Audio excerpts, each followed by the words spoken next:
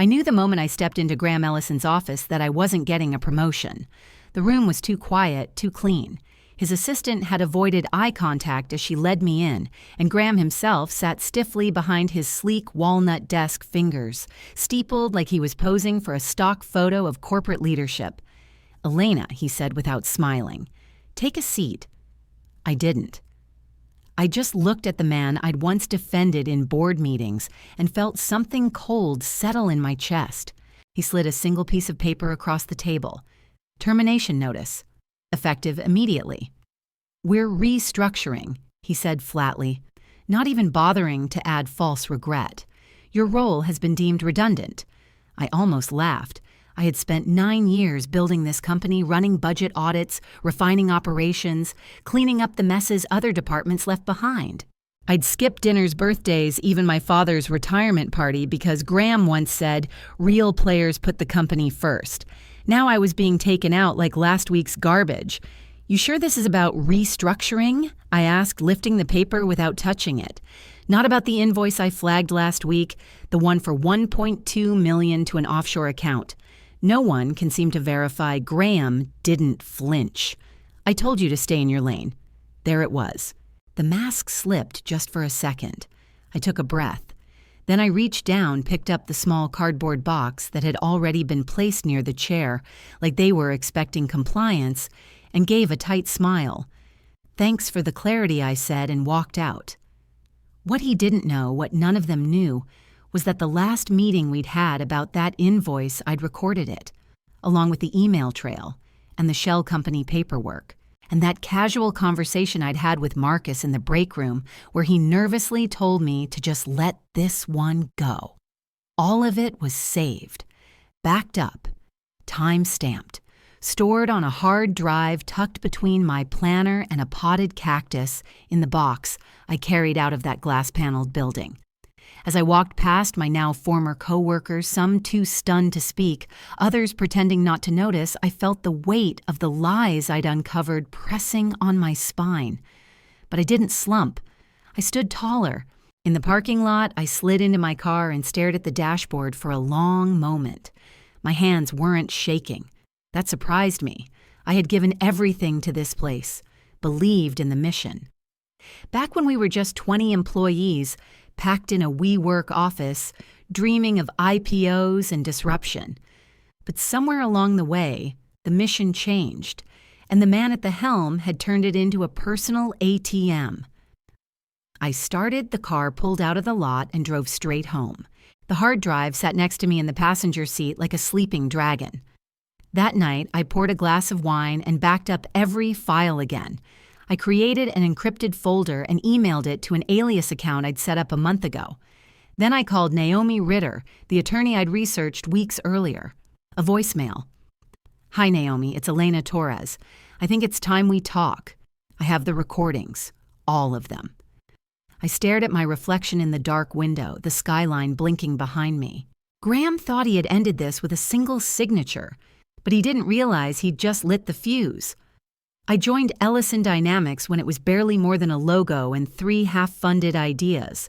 Back then, we were scrappy, borrowing conference rooms, eating takeout over whiteboard sessions, crashing pitch decks with dogged optimism.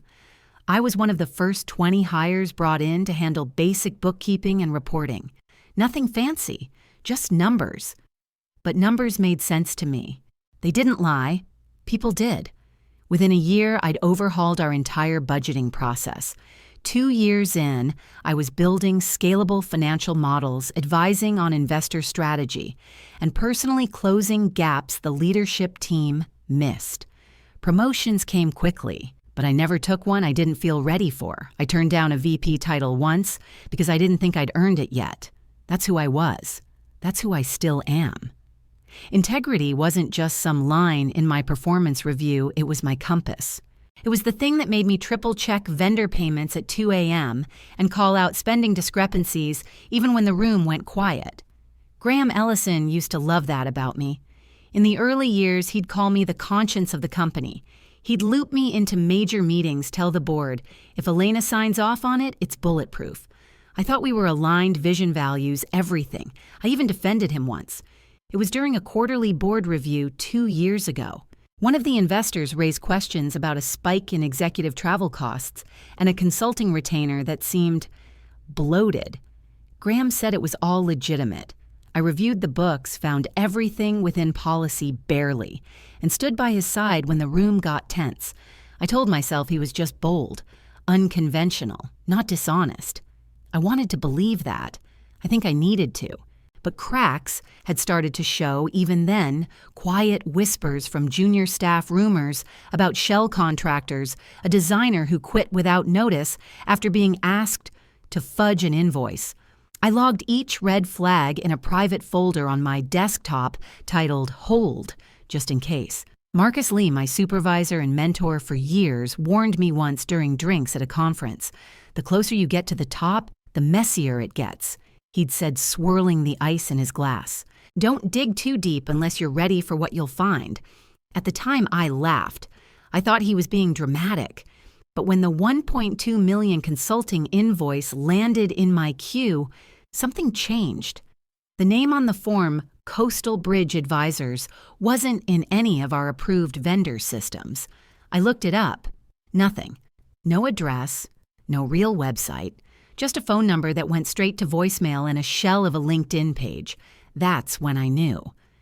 I went back through past transactions, traced routing numbers, found similar payments $300K here, $800K down there, all scattered across ghost entities tied to the same offshore bank, all leading back to Graham. I remember sitting alone in my office late that night, the city lights flickering through the blinds, staring at the numbers like they might rearrange into something more innocent if I just waited long enough.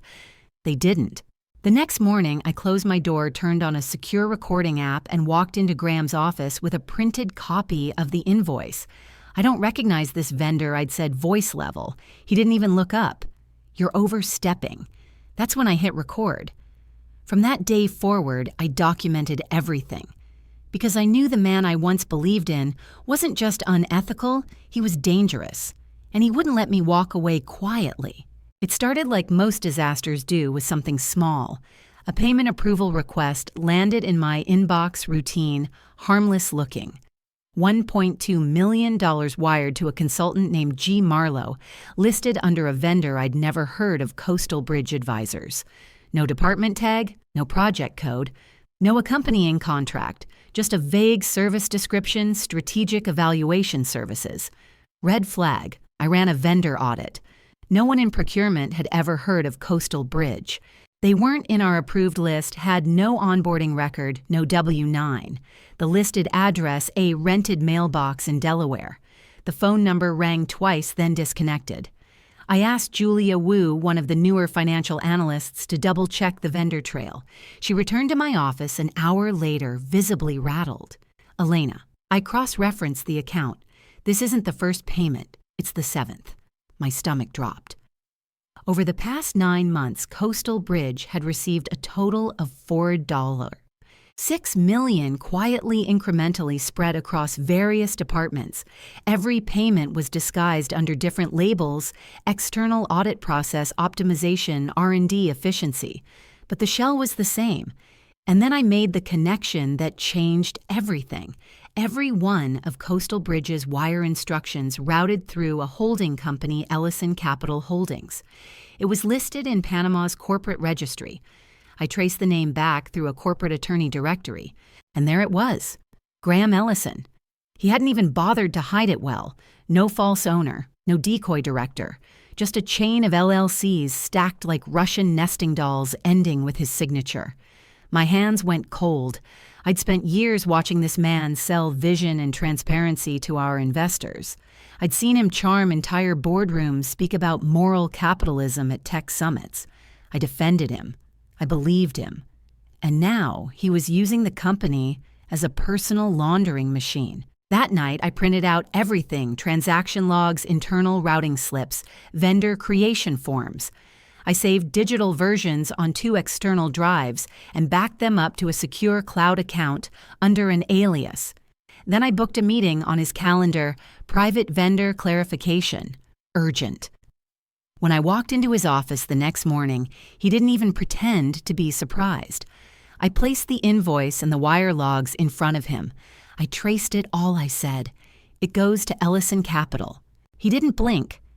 "Elena," he said slowly and deliberately, "you need to stay in your lane." My lane, I'd audited every department in this company, built the financial pipeline from the ground up. My lane was the reason we ever secured Series C funding in the first place. "You're laundering company money," I said quietly. His expression didn't change, but the twitch in his jaw gave him away. "You're upset," he said, "and I understand, but this isn't what you think. These are strategic assets, investments we can't disclose publicly yet. Then disclose them to the board," I challenged. "Let's not be reckless," he replied. "You've been with us a long time, Elena. You've done good work. Let's not ruin that over a misunderstanding." That's when I knew he wasn't just guilty. He was confident. Confident that no one would question him, that I'd back down, that I'd choose job security over integrity. He had no idea I'd been recording the entire conversation on the app, running silently in my pocket. When I stood to leave, he didn't stop me. He just stared. And I stared back, because I wasn't afraid anymore. The truth was mine now, and I was going to use it. That's the first thing people always ask me. "You knew. Why didn't you just walk away?" Because walking away without a plan would have meant handing Graham the win. It would have meant giving him time to cover his tracks, wipe the logs, bury the files. And more than that, it would have left me with nothing but a severance check and a bad story no one could verify. So I stayed, and I got smart. I stopped asking questions in person. I started sending emails, carefully worded, professionally toned questions that seemed routine on the surface, but were laced with details I knew he'd either have to lie about or ignore completely. And every time he replied, I screen captured it. I created hidden folders in the company's shared drive, encrypted with random file names, disguised under financial model templates.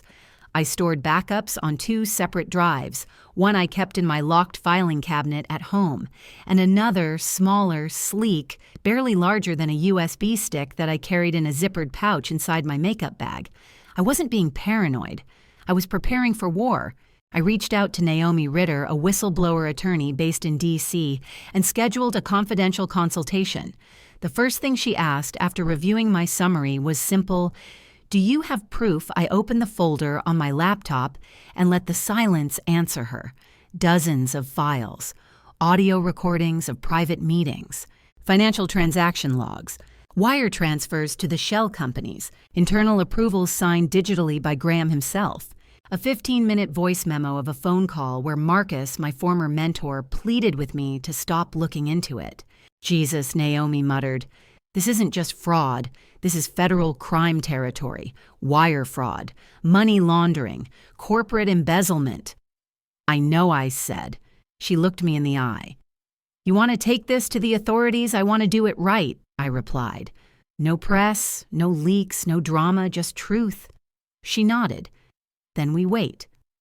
Let them fire you. The retaliation strengthens your case. It proves motive." It was hard sitting on that kind of fire, showing up every day pretending not to know the walls were rotting from the inside. I kept my head down, did my job, smiled at people in the elevator, and every night I documented more. Naomi filed the preliminary disclosures with the SEC and DOJ under whistleblower protection statutes. She advised me to keep everything quiet. No social posts, no burner blogs, no hints to colleagues. "Let them think they've outmaneuvered you," she said. "The moment they act, we act harder." 2 weeks later, I was called into Graham's office. You already know the rest: the box, the cold goodbye, the lie about restructuring. But what Graham didn't know was that he had just walked straight into a trap. Because less than 24 hours after I was let go, Naomi submitted the full evidence package to federal investigators, complete with timestamps, documentation logs, and an affidavit from me. I remember that night clearly. I wasn't crying. I wasn't angry. I felt still, anchored, resolved. The lie was collapsing. It just didn't know it yet. Naomi called me the next morning. FBI's in contact. It's moving fast. You might want to sit tight. I looked down at the second hard drive in my hand, still warm from the backup I'd just finished. You think he suspects anything? Naomi chuckled. He's about to. 2 weeks after I was fired, Graham Ellison sent out a company-wide email titled An Important Message from Leadership. It started innocently enough, reassuring language acknowledgments of recent transitions and a nod to realigning company values. Then came the dagger. It's come to our attention that a disgruntled former employee has made false allegations against Ellison Dynamics. We stand firmly by our leadership and will pursue legal remedies if necessary. I read the email 3 times, each word colder than the last. He didn't name me, but everyone knew. Within hours, my phone lit up with texts from former coworkers, most carefully worded others, not even hiding their panic. Did you see the email? What the hell is going on, Elena? Were you really the one who reported something? I didn't reply. Because by the time that email reached inboxes, federal agents were already inside the building. Naomi had tipped me off that the Department of Justice had taken immediate interest in our case. When she told me they were moving forward with a preliminary raid, I almost couldn't believe it. But there they were, 3 unmarked black SUVs pulling up to Ellison Dynamics HQ by 10 a.m. that morning. A contact from accounting, one of the few people I still trusted, sent me a blurry photo from her office window. Men in suits, boxes being wheeled out, servers being removed. That same afternoon, my phone rang. Graham Ellison. I let it go to voicemail. 30 seconds later, he called again, this time from a blocked number. I declined it, then watched a voicemail notification appear. I waited until I was calm before pressing play. Elena, listen, this has gotten out of hand. There's clearly been a misunderstanding. I'd really prefer to resolve this privately, just you and me. No lawyers, no drama. Call me back. Please, please. The same man who dismissed me without a second thought was now begging for a private conversation. The same man who told me to stay in my lane now wanted an off-the-record negotiation. I didn't delete the voicemail. I forwarded it straight to Naomi. She called me back within minutes. He's nervous. Good. That message is more than just desperation. It's an attempt to intimidate and manipulate a witness. We'll submit it to the DOJ. It felt surreal watching someone like Graham unravel from a distance. His confidence had always been his armor, but now that armor was cracking loudly publicly. 2 days later, TechWire published a breaking news headline: Federal investigation launched into Ellison Dynamics amidst fraud allegations. CEO implicated in offshore money trail. It spread like wildfire. The company's LinkedIn comments were flooded. Investors pulled out. Former employees began posting vague, cryptic messages about their experiences, and reporters started connecting dots. Suddenly, I wasn't the villain in the shadows anymore. I was the whistleblower, and the narrative had shifted. Julia Wu messaged me privately.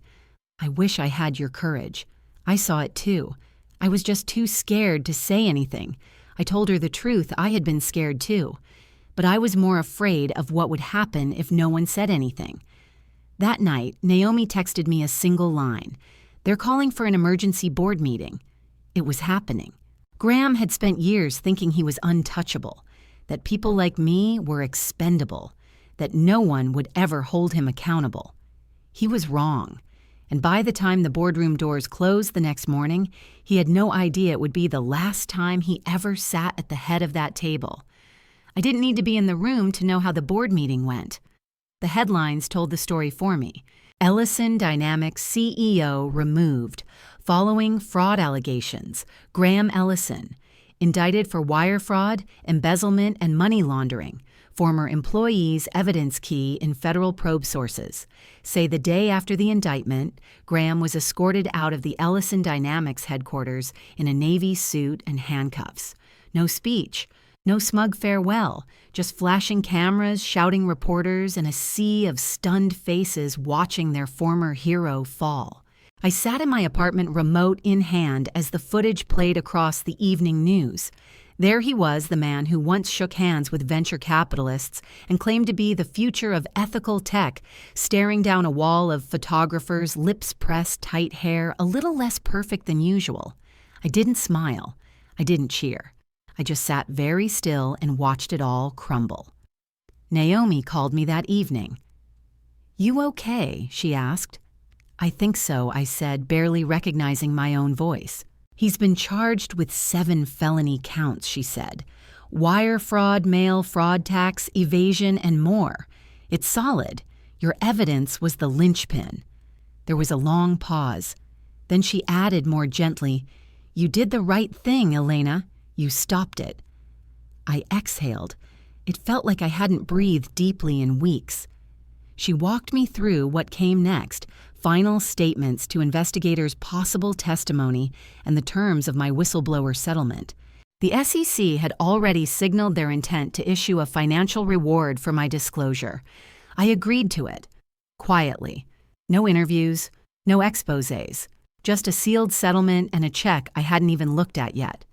The money didn't matter, not like that. What mattered was that the lie was exposed, that the truth didn't die under fluorescent lights and executive silence, that someone who thought he owned the system found out he didn't. The fallout was swift. Ellison Dynamics stock dropped by 43% in 3 days. 2 board members resigned. A third issued a public apology to those who saw what we failed to. I heard through Julia that internal audits were underway, departments were being reorganized, and employees were undergoing ethics retraining. "Everything's different now," she said. "People actually talk about what's right and wrong. It's weird but good." I never returned to the building.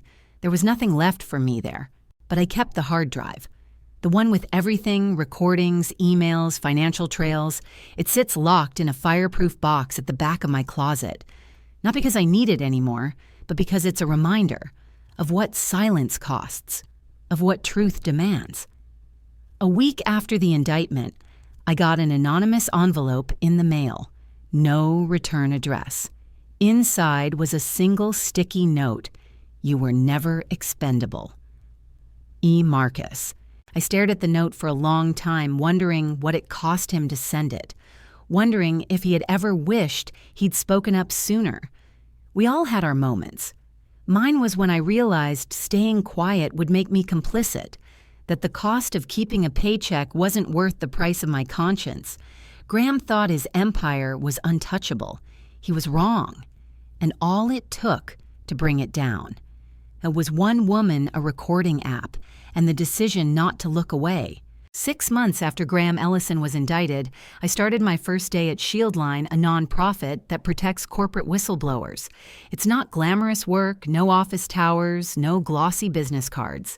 My new desk wobbles slightly when I type, and we share a coffee maker with 3 other advocacy groups. But it feels real. Every time the phone rings, it could be someone like, "I used to be terrified, isolated, wondering if the truth is worth losing everything." And every time I answer, I start with the same words: "You're not alone." I mentor now. I help others document their cases, properly protect themselves, legally build evidence that will stand up in court. I tell them what no one told me, that integrity and survival don't have to be opposites. Sometimes they ask if I ever regret it. Do I regret losing my job, my so-called allies? The career I spent nearly a decade building? No, because I've built something better now. Freedom, self-respect, a purpose that isn't tied to a corrupt paycheck. After the dust settled, I moved to a quieter neighborhood just outside the city. I planted a small herb garden. I started running again. On weekends, I hike with a rescue dog named Milo, who doesn't care about my resume, just that I throw the ball. Graham. He pled not guilty. Of course he did. The trial is scheduled for next spring, but Naomi says we've done our part. The evidence is airtight. She still updates me when there's movement in the case, but I don't need to be in the headlines to feel closure. Justice is already underway, and the company Ellison Dynamics was renamed under new leadership with a public commitment to transparency and reform. They even tried to get in touch with me for PR optics. I declined. I don't need an apology from a brand, I want accountability, and I got it. I've spoken anonymously at 2 conferences now, sharing my experience with other professionals in risk and compliance. I never show my face. I don't give my real name, but I always end with the same story the moment I hit record in Graham's office. Because that was the moment everything changed. The story isn't about revenge, it's about resolve. It's about choosing courage over comfort. It's about showing others that the truth doesn't have to die in silence. One of my mentees recently won her case. She was a junior engineer at a manufacturing firm who caught her manager falsifying safety reports. They tried to bury her. She stood up anyway. She called me last week in tears. They settled, she said. They fired him. They admitted everything.